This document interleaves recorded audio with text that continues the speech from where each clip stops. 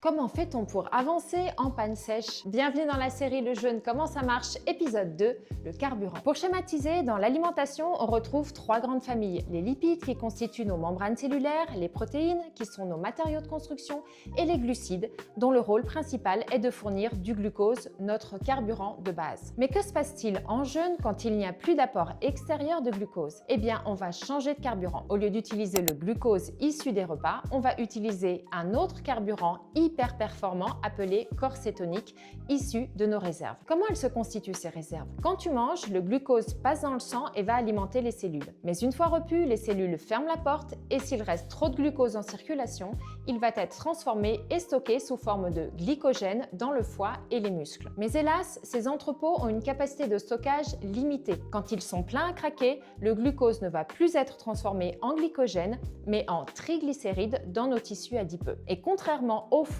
et aux muscles qui ont une capacité de stockage limitée, les tissus adipeux ont eux cette capacité à se développer pour accueillir tout l'excédent de glucose sous forme de gras. En jeûne, on va aller puiser dans les réserves, à commencer par le foie. Le glycogène va retrouver sa forme initiale de molécules de glucose et va être rebalancé dans le sang. Quant au glycogène qui était stocké dans les muscles, il va lui être directement utilisé par les muscles eux-mêmes. Ainsi, on continue de fonctionner avec le même carburant de base, le glucose, pendant les premières 48 heures. Mais ensuite, quand les réservoirs sont vides, le corps va taper dans l'autre réserve que tu as constituée, ton gras, les fameux triglycérides, et va les transformer en un nouveau supercarburant. Alors imagine un E majuscule.